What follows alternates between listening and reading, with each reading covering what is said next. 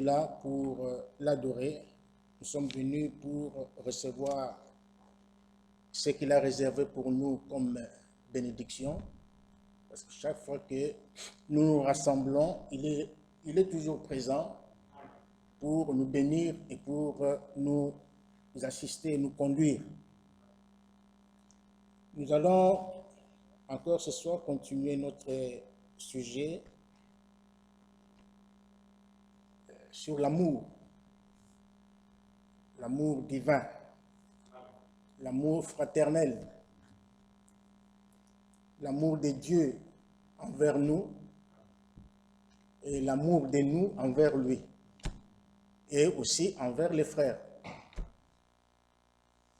Et l'amour a plusieurs facettes. Le dimanche passé, nous avons parlé de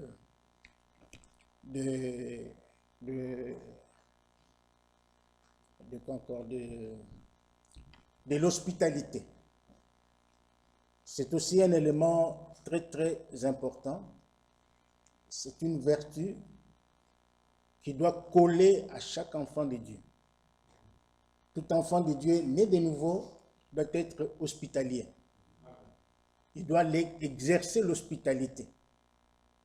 Parce que la Bible dit, comme nous l'avons lu dans Hébreux chapitre 13, nous pouvons le lire. Hébreux chapitre 13, la Bible nous dit « Persévérer dans l'amour fraternel ». Nous devons vraiment persévérer dans l'amour fraternel. C'est un bien, c'est un héritage. Jésus est venu, il nous a enseigné l'amour, il nous a laissé cet amour comme héritage. Il a dit, vous devez vous aimer les uns les autres, comme moi je vous ai aimé. Donc c'est un héritage, nous devons hériter de lui l'amour divin, l'amour parfait, l'amour vrai. Et non seulement l'amour vrai, mais l'amour pratiqué. Au verset 2, il dit, « N'oubliez pas l'hospitalité, car en l'exerçant, quelques-uns ont logé des anges sans le savoir. » Vous connaissez tous l'histoire. Tous ceux qui ont les hommes de Dieu, les véritables enfants de Dieu, dans l'Ancien Testament, comme dans le Nouveau, ont expérimenté cette bénédiction. En exerçant l'amour divin, en exerçant l'hospitalité, certains d'entre eux ont logé des anges, comme Abraham. Il était assis sur le chêne de Mamré. Il était là en train de faire ses histoires, mais à un moment donné, il jette un coup d'œil, il voit 3 hommes qui venaient vers lui, enfin qui passaient, et il les a accueillis chez lui, et c'était des anges. Les deux étaient des anges, l'un d'entre eux était l'Éternel Dieu lui-même, qui est venu dans la chair humaine. C'est pour vous dire que lorsque vous recevez un enfant de Dieu chez vous à la maison, c'est Dieu lui-même que vous recevez.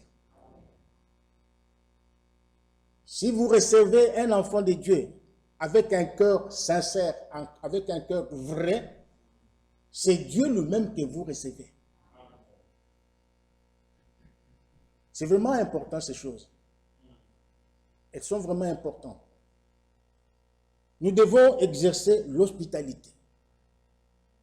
Un vrai enfant de Dieu partage avec son frère le peu qu'il a.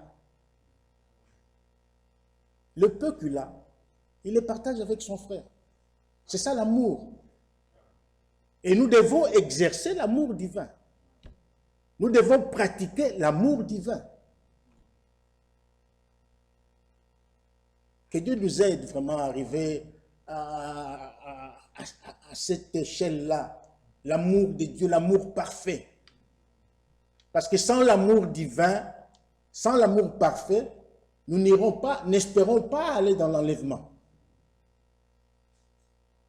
N'espérons même pas d'aller... Donc, j'ai même dit l'autre fois, c'était peut-être dur, mais c'est vrai, c'est la vérité.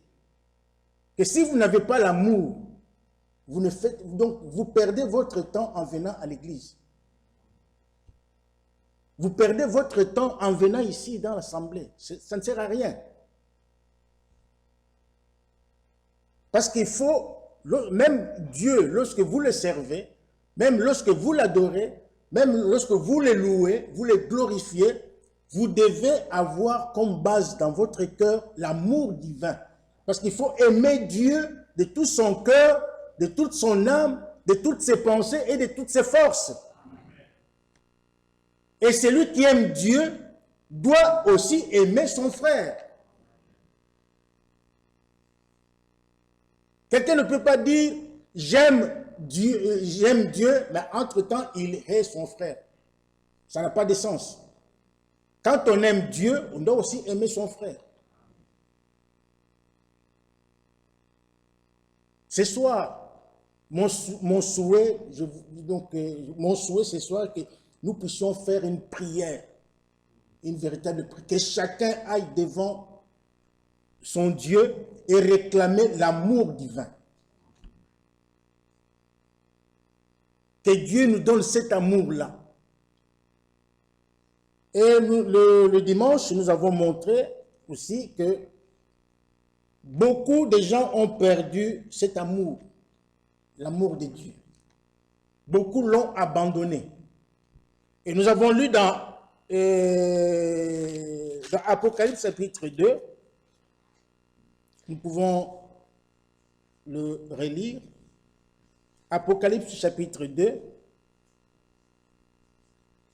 à partir du verset 2.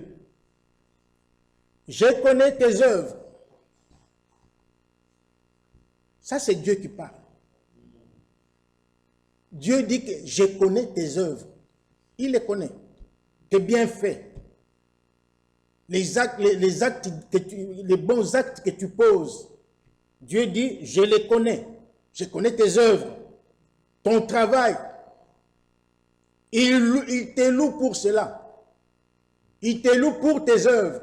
Il te loue pour ton travail que tu fais. Et ta persévérance. Il dit, je sais que tu ne peux supporter les méchants. Ça, c'est une bonne chose. Tu ne peux supporter les méchants. Que tu as éprouvé ceux qui se disent apôtres et qui ne le sont pas, et que tu les as trouvés menteurs. Dieu, c'était un acte louable. Dieu reconnaît cela. Et il te loue ce soir pour cela. Il continue verset 3. Que tu as de la persévérance, que tu as souffert à cause de mon nom, et que tu ne t'es point lassé. Alléluia. Une bonne chose, des éloges, des fleurs que Dieu jette sur toi ce soir. Tu es un bon chrétien. Tu es une bonne fille de Dieu. Un bon fils de Dieu. Tu es très bien. Mais, au verset 4, il dit, mais ce que j'ai contre toi, il y a quand même un reproche. Il y a quand même une réprimande. Il te loue, tu es bien, tu as bien fait, tu es ceci, tout cela, mais il a quelque chose contre toi. Et il continue, il dit, c'est que tu as abandonné ton premier amour. Voilà le reproche de ce soir. Que le Seigneur fait à chaque fils et fille de Dieu, né de nouveau. Tu es né de nouveau, c'est vrai, c'est bien. Tu fais de bonnes œuvres, c'est très bien. Mais le Seigneur te dit ceci, c'est que j'ai contre toi, c'est que tu as abandonné ton premier amour. Retournez un peu au début, lorsque vous aviez cru à ce message, lorsque vous avez cru en Jésus-Christ, combien vous aimiez Dieu, combien vous aimiez les enfants de Dieu, l'Église, le zèle que vous aviez. Aujourd'hui, beaucoup ne l'ont pas, ne l'ont plus. Beaucoup ont perdu cet amour qu'ils avaient au début. Le zèle de l'évangile, l'amour de Dieu, l'amour des frères. On se partageait même le peu qu'on avait. Il y avait cet amour-là, l'amour de la prière. On faisait des jeûnes de prière. Il y avait même des prières, des prières, des veillées qu'on faisait, qui étaient spontanées. On ne préparait pas cela, on n'organisait pas cela, mais spontanément, on fait une veille de prière. Et c'était des moments riches en bénédictions. Mais aujourd'hui, nous avons tout perdu. L'amour qu'on avait là au début n'existe plus. Il s'est envolé. Et c'est ça le reproche que Dieu fit aux chrétiens d'Éphèse. Et la parole de Dieu demeure éternellement. Elle nous est aussi adressée ce soir. Ce que j'ai contre toi, c'est que tu as abandonné ton premier amour. Que chacun s'examine ce soir. Il continue, il dit au verset 5, « Souviens-toi donc d'où tu es tombé. » Cela veut dire, rentre comme notre ami de mardi, notre ami l'enfant prodigue.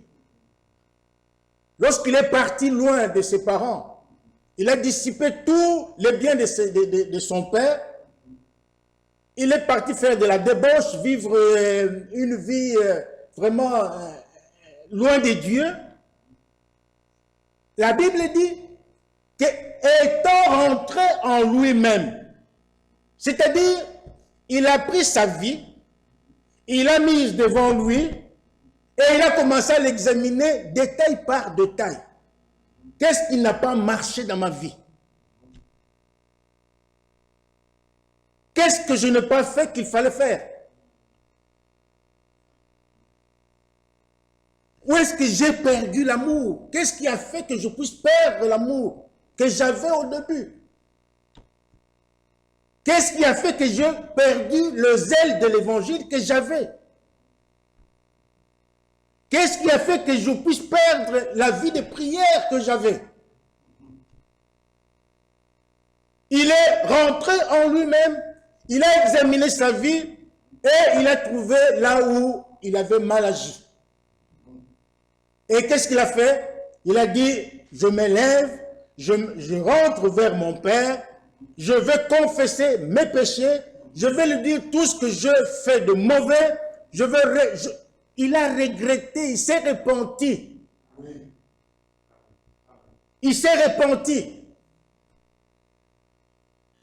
Ce que beaucoup de chrétiens ne font pas aujourd'hui. La repentance est devenue quelque chose, c'est une histoire. On lit dans la Bible, tel s'était repenti, tel avait pleuré, tel avait... Donc nous lisons comme une histoire, une légende. Et pourtant, la repentance est un fait réel. La repentance est une réalité, mes frères. La repentance est une expérience. Et sans la repentance, tu n'as pas de pardon de péché auprès de Dieu. Parce que la repentance est une voie par excellence que Dieu a tracée pour arriver au salut, pour arriver au pardon de tes péchés. Celui qui refuse de se repentir, il ne peut pas espérer aller au ciel. Il ne peut pas être agréable à Dieu. Il ne peut pas être agréable à Dieu. C'est impossible. Dieu dit, souviens-toi donc d'où tu es tombé. Et il dit, répands-toi. Et pratique tes premières œuvres. Donc que tu avais abandonné les premières œuvres que tu faisais là au début là. En abandonnant l'amour, tu as aussi abandonné les œuvres. Tu abandonnes l'amour, tu ne fais plus de bonnes œuvres. Et il dit, reviens, pratique les premières œuvres, sinon je viendrai à toi et j'ôterai ton chandelier de sa place, à moins que tu ne te repentes. C'est une condition. Pour être agréable à Dieu, tu dois te repentir. Tu dois chercher dans ton cœur, dans ta vie, ce qui ne va pas, ce qui est contraire à la volonté de Dieu, et mettre ta vie en ordre. C'est simple. C'est simple. Au lieu de garder l'apparence de la piété, tu trompes les gens, mais tu ne peux pas tromper Dieu. Tu ne peux pas tromper Dieu. Ayant l'apparence de la piété, mais régnant ce qui en fait la force. La Bible dit, éloigne-toi de ces hommes-là. Vraiment que Dieu nous aide. J'ai beaucoup aimé la prédication de mardi. Je voudrais relire un peu.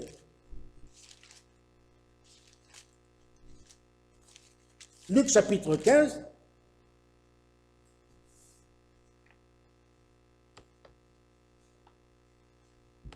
Cet homme a reconnu les causes de son malheur.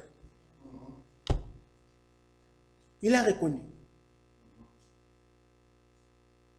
Il n'y a personne qui est allé le chercher là où il était pour l'exhorter, pour le supplier. Parce que Dieu ne supplie personne. Parce que Dieu n'a pas besoin de la... Il n'a pas besoin de supplier les gens, non. Mais il met devant l'homme tous les voies et moyens, n'est-ce pas, pour accéder au salut. Oui. Et il les fait gratuitement. Il n'oblige personne. Cet enfant, personne ne l'a suivi là où il était dans la débauche. Personne ne l'a suivi. Mais il a fait une expérience personnelle avec son Dieu. Est-ce que vous comprenez cela?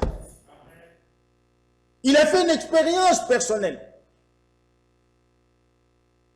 Quand il a vu que ça ne marchait pas, sa vie ne marchait pas, tout le monde l'avait abandonné, personne ne s'occupait plus de lui, et donc il ne trouvait plus à manger, il a dit non, non, non, non, c'est pas possible. Ce n'est pas possible, je ne peux pas continuer comme cela. Vous savez, ces choses, nous les lisons ici comme des choses, comme des histoires. Je pense que c'est une parabole que le Seigneur a donnée. Donc nous prenons ça comme une histoire, mais ce sont des choses réelles. Ce sont des choses qui concernent le royaume de Dieu. Donc cette histoire, lorsque vous la lisez ici, allez dans le spirit, comprenez ça spirituellement. Est-ce que vous comprenez?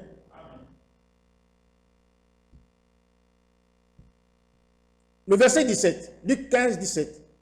Étant rentré en lui-même, il dit, combien d'ouvriers chez mon père ont du pain en abondance, et moi ici je meurs de faim.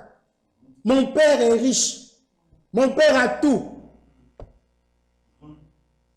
La Bible dit que sa divine puissance nous a donné tout ce qu'il faut, tout ce qui contribue à la vie et à la piété. Donc Dieu nous a tout donné, il a tout, Dieu est riche. Parce que le Père ici, mettez-le au spirituel, c'est notre Père au ciel. Il a tout ce qu'il faut pour que tu puisses vivre à ton aise. Pour que tu vives une vie abondante, une meilleure vie. Sa divine puissance nous a donné tout ce qui contribue à la vie et à la piété. Amen. Et cet enfant dit, mon père a tout ce qu'il faut. Mais moi, pourquoi moi je dois mourir comme ça? Pourquoi je dois souffrir comme ça? Le verset 18, il dit, je m'élèverai.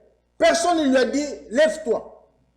Je m'élèverai, j'irai vers mon Père et je lui dirai, mon Père, j'ai péché contre le ciel et contre toi.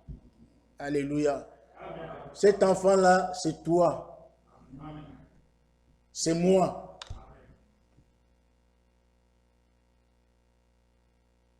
Ce qu'il a fait, c'est ce que nous devons faire. Lorsque nous avons péché, aujourd'hui nous faisons de certaines choses, nous commettons certaines erreurs et nous restons insouciants, indifférents. Mais non. Dieu nous regarde même dans les petites choses. Même dans les petites choses. La Bible dit, un peu de levain fait lever toute la pâte. Très souvent, nous négligeons les erreurs que nous commettons. Les fautes que nous commettons, les péchés que nous commettons, des petits péchés mignons là, très souvent, nous les négligeons. Et vous ne savez pas que ce sont des petites choses là qui, très souvent, nous empêchent la bénédiction. Nous bloquent la bénédiction. Nous empêchent d'accéder dans la présence de Dieu. Satan est toujours sur nous. Il nous donne, il nous fait du poids sur nous. Pourquoi? Parce que nous sommes négligents. Et la Bible dit que si vous êtes négligent dans les petites choses, vous le serez aussi dans les grandes.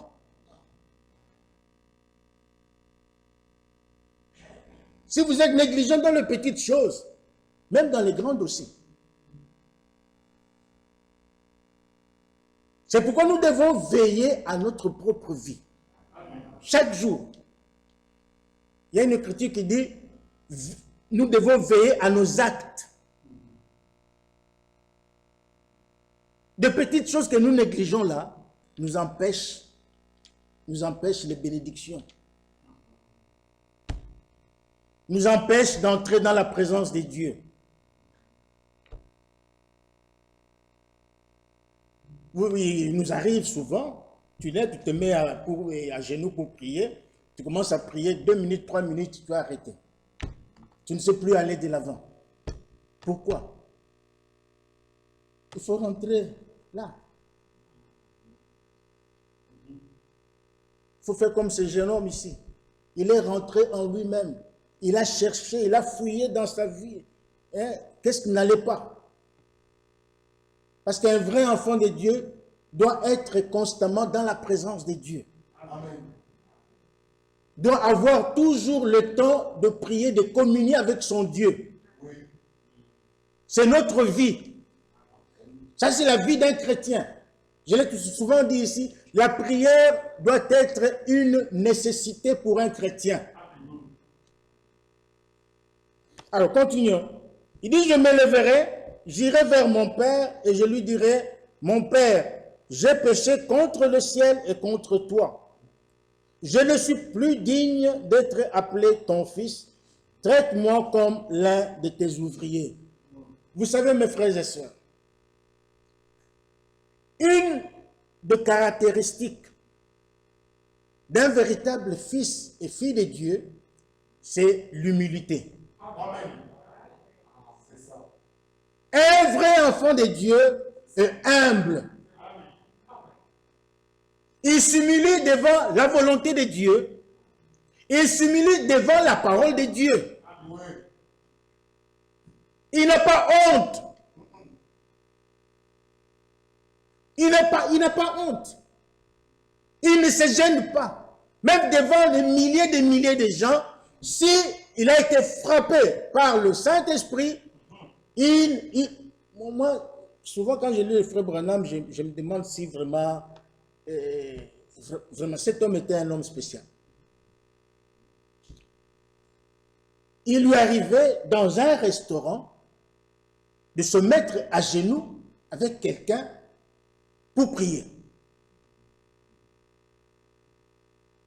Et je lisais une brochure, non, je crois, je me rappelle d'une brochure, je ne sais pas, il parlait de la femme là, de la femme qu'il avait trouvée dans un restaurant, hein, en compagnie de deux jamais une femme âgée comme ça. Et puis, bon, il disait, mais Seigneur, pourquoi tu permets des choses comme ça? Ouvre la terre en terre. Donc, hein. Et puis, le Seigneur, lui, il a vu une vision, le Seigneur le reprochant. Et quand il est allé parler vers cette femme-là, il lui a parlé, il lui a montré la grâce de Dieu. Sur place, là, la femme a demandé la prière. Et sur place, dans le restaurant, s'il vous plaît. Ce n'était pas un Américain, cet homme. Il n'était pas américain. C'était vraiment, c'était un ange vraiment qui venait du ciel. Il n'était pas de ce monde, vraiment, je vous l'ai dit.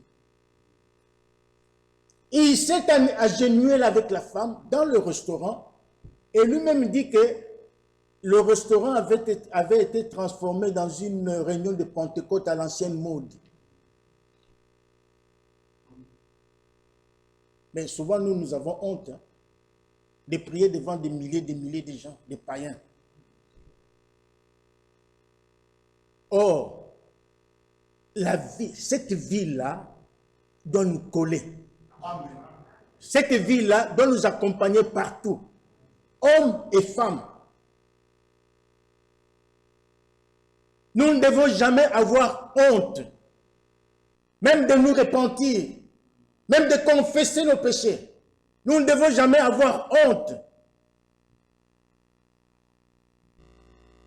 Comme j'ai dit, une des caractéristiques d'un enfant de Dieu, c'est l'humilité. Jésus s'était humilié. Jésus était humble, un homme humble.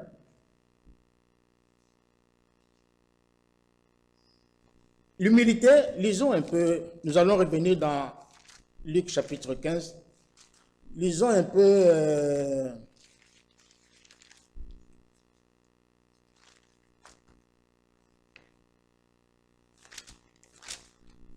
puisqu'on parle de ça doit être Philippiens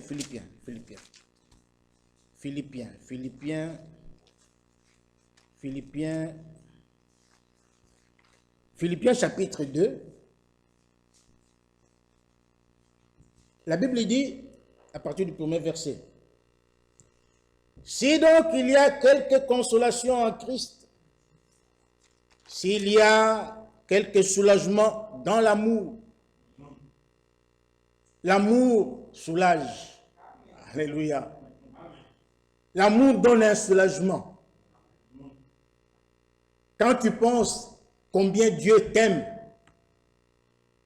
mes frères et sœurs, quand tu penses combien Dieu t'aime, même si tu es pauvre, même si tu manques à manger, même si tu es nu, le fait seulement de penser à l'amour divin, tu es soulagé dans ton cœur. C'est un soulagement. Quand tu penses que ton mari t'aime, tu penses que ta femme t'aime, que ton frère t'aime, ta soeur t'aime, c'est un soulagement. Oui. Ça soulage, ça fait du bien.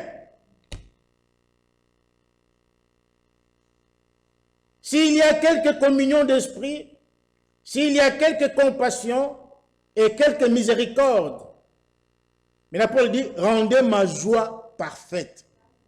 Pourquoi Paul dit, rendez ma joie. Il ne dit pas, rendez la joie de Dieu parfaite. Non. Il dit, rendez ma joie parfaite. Pourquoi? Parce que Paul, c'est lui qui avait amené l'évangile à l'homme. Et il savait de qui il avait reçu l'évangile. Il savait que l'évangile lui avait été donné par la révélation du Saint-Esprit. Il savait qu'il le détenait du Seigneur lui-même. Alors, il connaissait les effets de l'évangile. Il connaissait la puissance de l'évangile. Alors, il dit, vous qui avez reçu l'évangile que je vous ai prêché, en la vivant, vous rendez ma joie parfaite. Donc il faut vivre l'évangile. Il dit, rendez ma joie parfaite. Et il continue, il dit, ayant un même sentiment. Donc l'Église doit avoir un même sentiment. Le peuple de Dieu doit avoir un même sentiment. C'est ça qui doit rendre la joie parfaite de Paul. Ayant un même sentiment, ayant un même amour. Ayant un même amour, une même âme, une même pensée.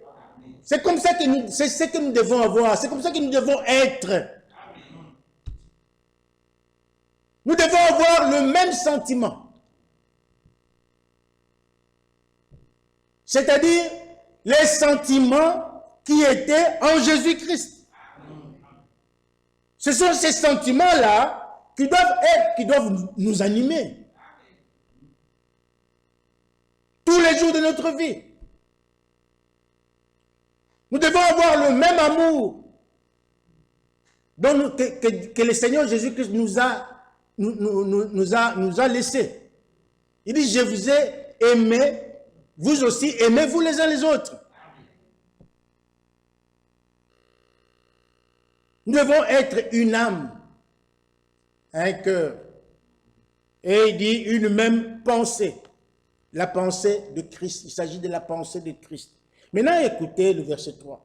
Il dit, ne faites rien par esprit de parti ou par vaine gloire.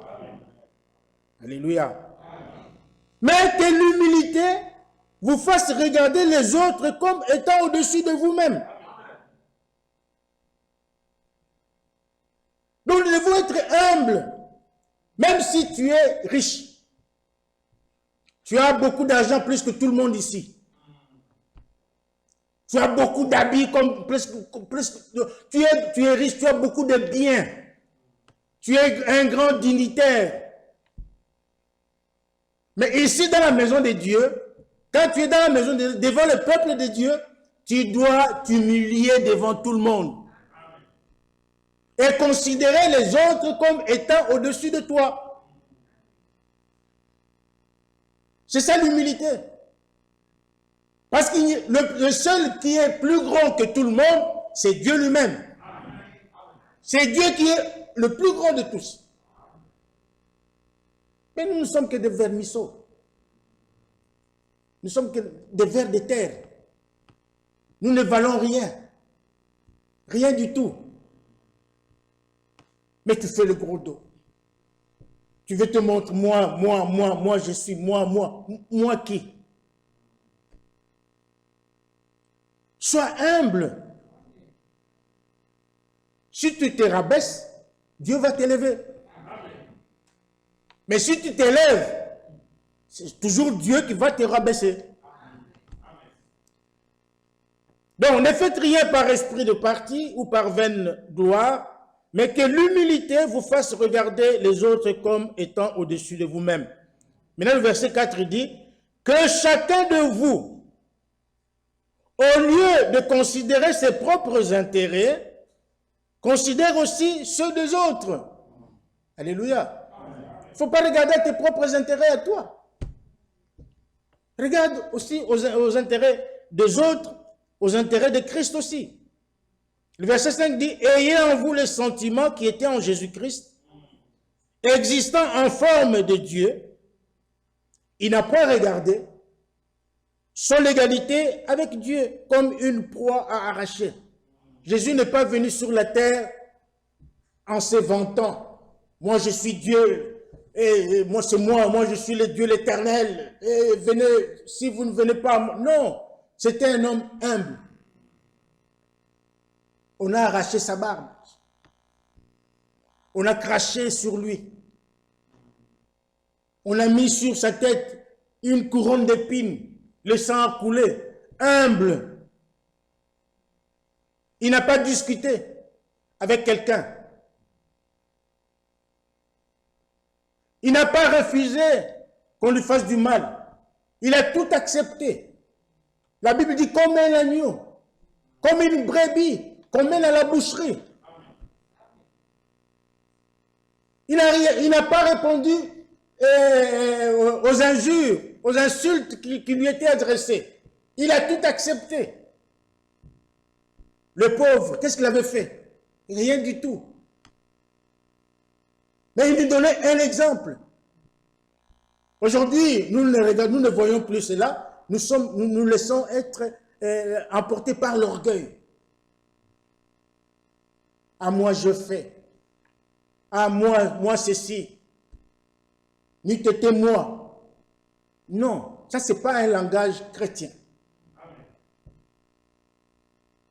Nous devons nous rabaisser devant la volonté de Dieu.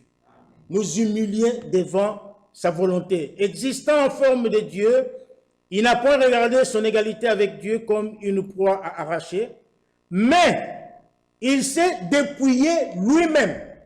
Alléluia. Il s'est dépouillé lui-même en prenant une forme de serviteur, en devenant semblable aux hommes, et il a paru comme un vrai homme. Il s'est humilié lui-même, se rendant obéissant jusqu'à la mort, même jusqu'à la mort de la croix. Il a accepté cela. C'est pourquoi, le verset 9, c'est pourquoi aussi Dieu l'a souverainement élevé et lui a donné le nom qui est au-dessus de tout nom, afin qu'au nom de Jésus, tout genou fléchisse dans les cieux, sur la terre et sous la terre, et que toute langue confesse que Jésus-Christ est Seigneur à la gloire de Dieu le Père. Là au ciel, s'il y a un autre Dieu en dehors de Jésus, ce Dieu-là doit s'agenouiller devant Jésus. Sur la terre, la même chose.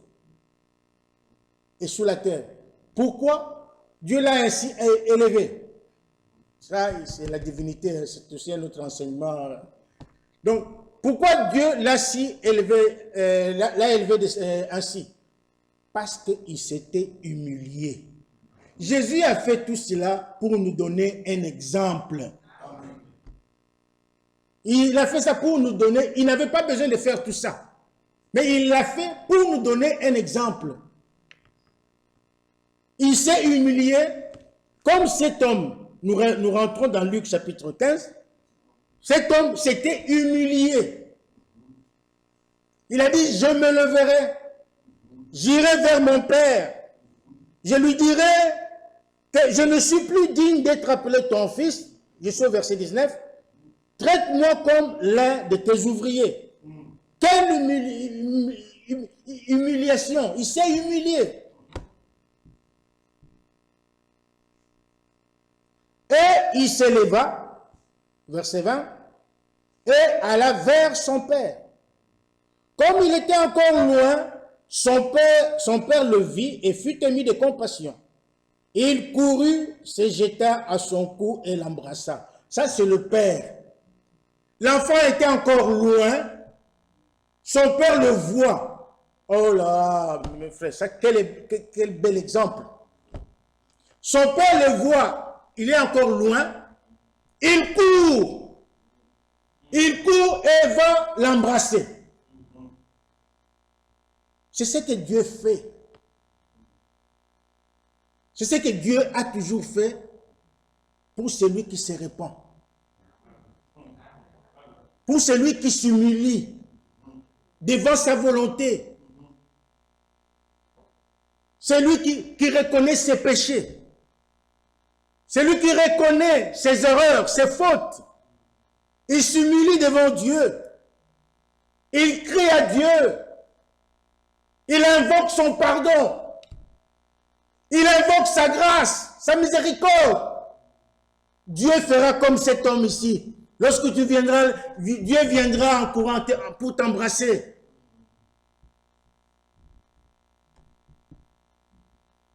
Parce que Dieu aime ses enfants. Car Dieu a tant aimé le monde qu'il a donné son Fils unique, afin que quiconque croit en lui ne périsse point. Dieu est prêt pour t'embrasser. La Bible dit quelque part, je ne me rappelle plus dans quel verset, qu'il y a plus de joie dans le ciel quand un pécheur sur la terre se répand. Donc, Dieu au ciel s'est réjoui de voir quelqu'un sur la terre se repentir. Les anges aussi se réjouissent de voir quelqu'un sur la terre qui se répand. Vous comprenez combien c'est important la repentance, mes frères et sœurs. Ne négligeons pas ces choses. Le verset 21 dit, le fils lui dit, mon père, j'ai péché contre le ciel et contre toi, je ne suis plus digne d'être appelé ton fils. Mais le père dit à ses serviteurs, apportez vite la plus belle robe et revêtez-le, mettez-lui un anneau au doigt et des souliers aux pieds. Amenez le veau gras et tuez-le, mangeons et réjouissons-nous, car mon fils que voici était mort et il est revenu à la vie. Il était perdu et il l'est retrouvé et ils commencèrent à se réjouir. C'était une grande fête parce que l'enfant s'était repenti. Le grand garçon, le grand frère, il n'avait pas besoin de la repentance. Il n'avait pas besoin de la repentance. Donc, il n'avait pas besoin du pardon de son père. Il n'en avait pas besoin. Pourquoi? Parce que le médecin, ou plutôt, celui qui se sent bien, qui est en bonne santé, n'ira jamais voir le médecin. Jamais. C'est celui qui est malade. Alléluia. C'est celui qui est malade. Et notre maladie, c'est le péché, nous le savons. Lorsque nous commettons, j'insiste beaucoup, mes frères et sœurs, chaque jour, dans notre vie, nous devons nous examiner. Nous devons nous examiner. Avoir un moment de s'examiner. C'est très important. Parce que très souvent, nous marchons dans la journée, nous faisons nos histoires et tout ça. Les soirs, oh, Seigneur, fatigué, nous dormons. Mais vous ne savez pas dans quel état vous dormez. Vous ne savez pas dans quel état vous dormez. Il faut que chacun soit convaincu. Il faut que chacun sache dans quel état il dort. Parce que lorsque nous dormons, et le diable aussi vient. Le diable nous visite. Que Dieu nous aide. Pour appuyer ce que nous venons de lire dans Luc chapitre 15, lisons Zacharie chapitre 3. C'est drôle, hein? Donc je ne suis plus dans mon sujet. Je me sens emporté autrement. Zacharie chapitre 3, nous lisons à partir du verset 1er. Il me fit voir Josué, le souverain sacrificateur, debout devant l'ange de l'Éternel, et Satan qui se tenait à sa droite pour l'accuser. L'accusateur de frères, nous le connaissons, c'est Satan. L'Éternel dit à Satan, que l'Éternel te reprime, Satan. Que l'Éternel te reprime, lui qui a choisi Jérusalem. N'est-ce pas là un tison arraché du feu?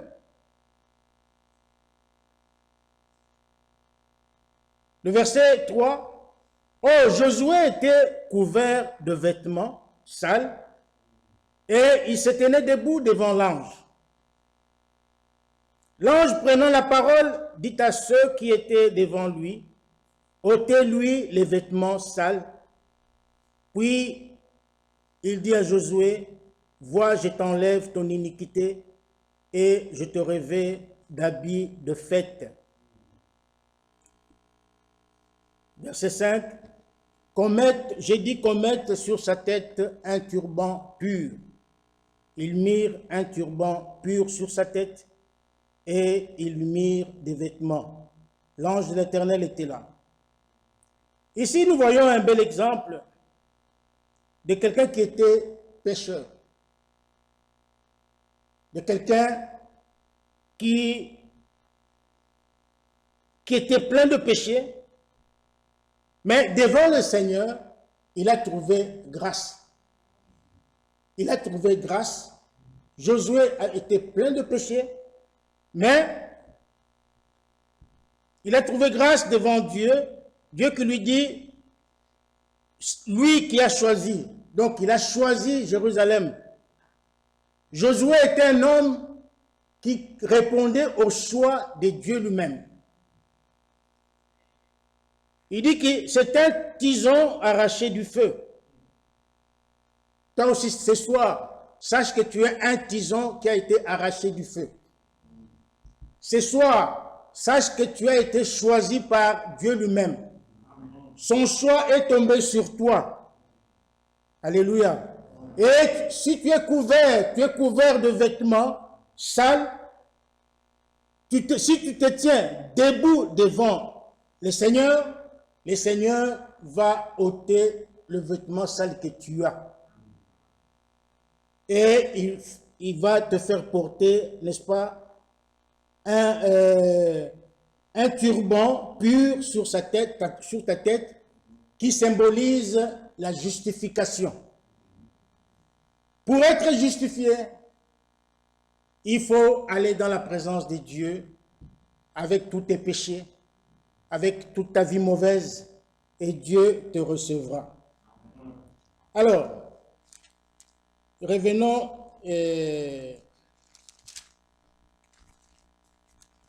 dans Apocalypse chapitre 2 où nous étions.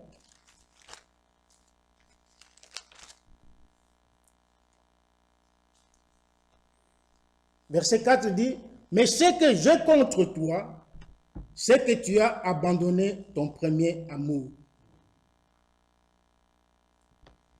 Mes frères et sœurs, là, je vous mérite vraiment que nous puissions vraiment bouger un peu le ciel. Que nous puissions prier Dieu.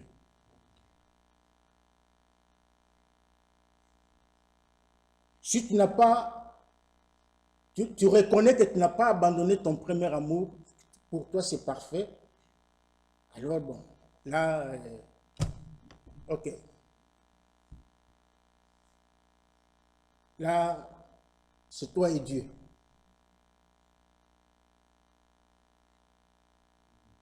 Si Dieu nous parle de l'amour, comme nous l'avons entendu tous ces jours aussi, cela veut dire que nous manquons l'amour. Cela veut dire que nous manquons l'amour. Dieu veut que nous ayons l'amour véritable. Et l'amour est une expérience que chaque fils et fille de Dieu doit faire. Dieu nous dit que ce que j'ai contre toi, c'est que tu as abandonné ton premier amour. Allons chercher où est-ce que nous avons abandonné cet amour-là.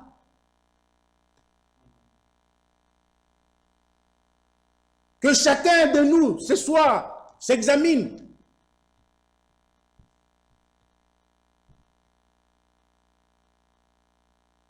Que chacun s'examine.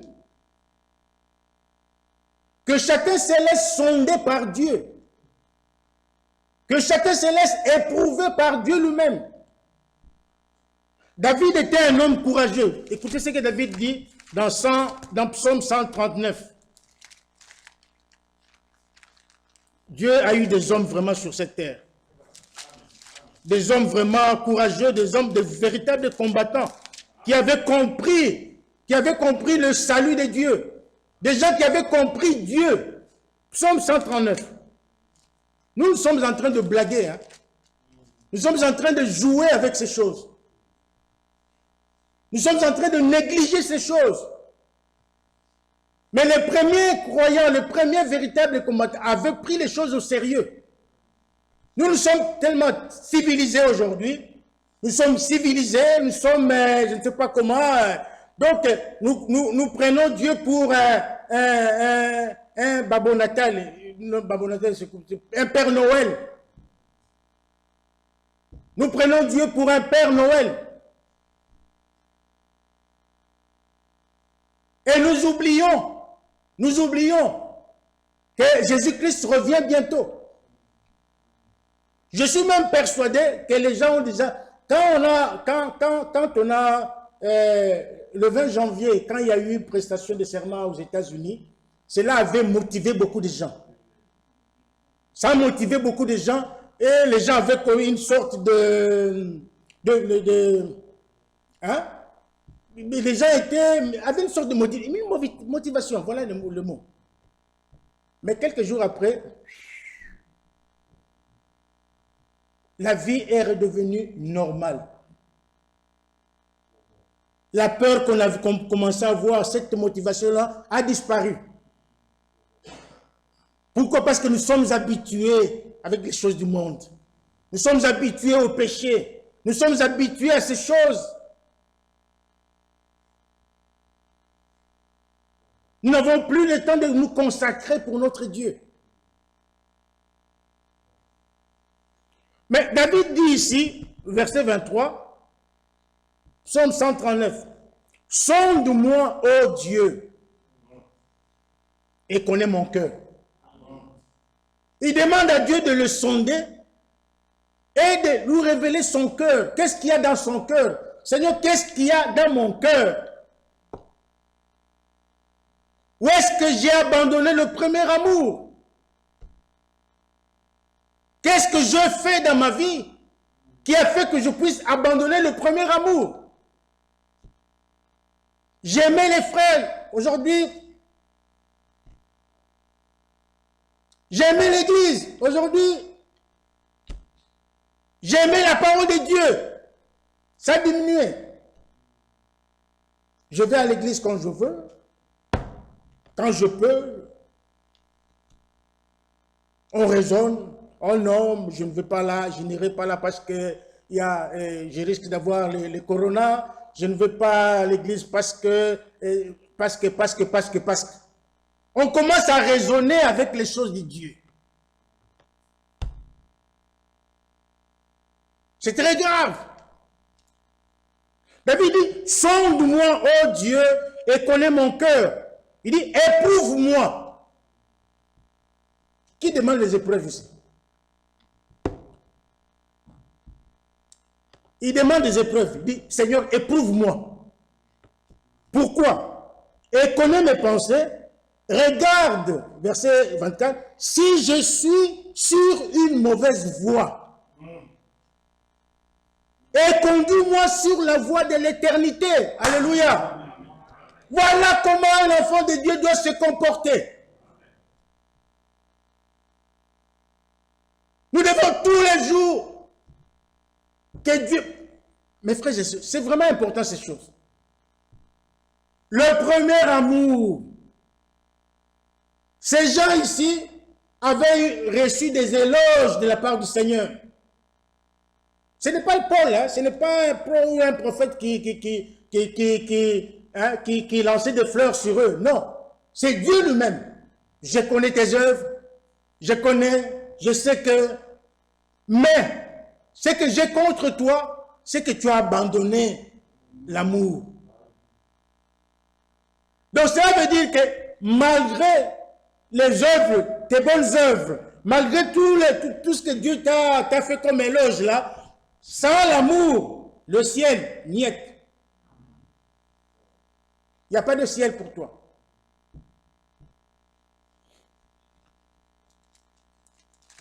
Vraiment que Dieu nous aide. Cherchons l'amour divin. Prions tous ensemble. Mettons-nous debout. Nous allons prier Dieu pour que Dieu nous fasse grâce. Que chacun rentre en lui-même. Que chacun examine son cœur. Implorons la grâce de Dieu pour que Dieu nous donne son amour, l'amour divin. Parce que sans cet amour, nous n'irons pas au ciel. Tel que je suis sans